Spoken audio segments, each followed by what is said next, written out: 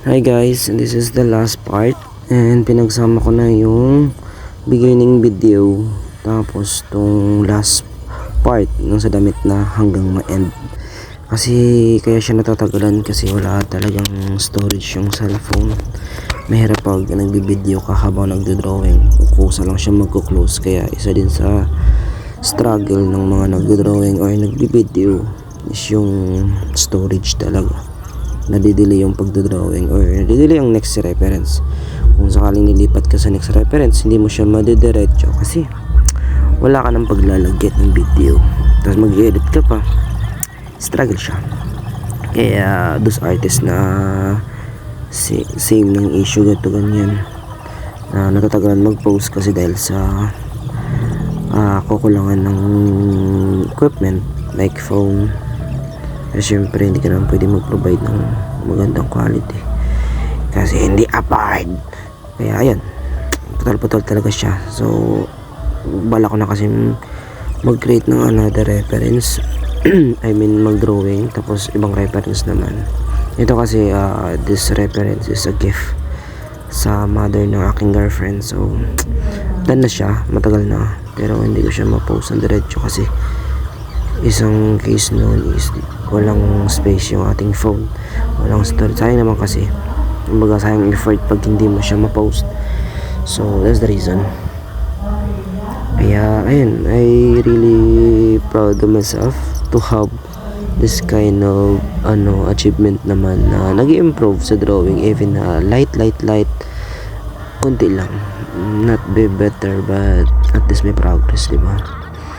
So yun lang, and I just want to challenge myself for the next reference, and pinag-iisipan kung ano ba yung gagawin kong reference. Kaya sana magkaroon na ng space yung aking phone. Hirap bitawan ng mga videos kasi more on importante yung mga videos, kaya hirap burahin, hirap i-replace, or pinaka talaga kailangan magbili ng another storage. So yan, talaga na struggle. Kaya yan, ito na lang ginagawa natin is time-lapse para makatipid ng space. Kaya ipopost ko to sa YouTube. Hindi siya ma-upload sa Facebook. Upload naman, pero kasi parang siya ang haba. Babush, again, forward na natin para mas mabilis at makakatipid tayo ng storage. Babush.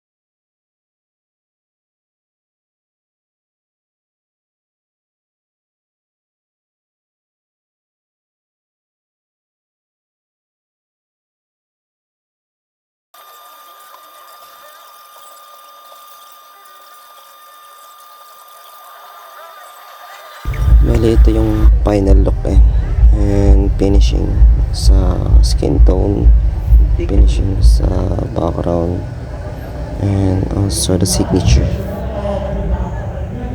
Yan yung pinaka forma talaga. May na-adjust tayo sa photo kasi hindi pwedeng ito yung pinaka sa artist or sa mga nagdodrawing, no? Minsan need mag-adjust ng reference, hindi dahil hindi kaya, pero dahil para dun siya tutugma or dun siya mas gaganda.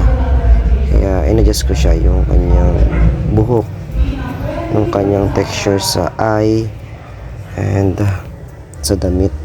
Minsan kailangan natin i-adjust para mas mukhang realistic. Yun lang.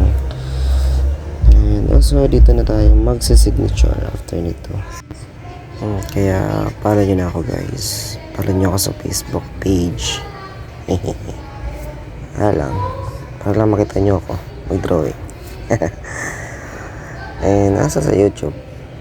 Para makita nyo rin yung aking followers na 6 na followers. But I'm happy for that. I'm happy while doing this. Hindi para dumami followers. It's a part, no, siguro. I don't know. But to see your artwork kasi na may pagsisipan ka, especially sa YouTube, sa Facebook.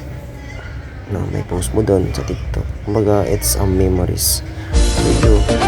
So, lalo sa mga artist na mabalikan yung mga ginawa nila before. So, it's a great value for us, no, to recover.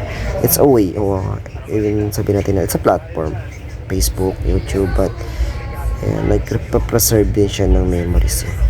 Kaya malaking bagay siya for us to keep the memories. Kaya yun lang. And syempre after that, meron tayong picture. Bang, bang, bang. So dyan ako nagdo-drawing sa studio ko, harap ng PC ko. Yeah, that's to keep the memories. Bye bye.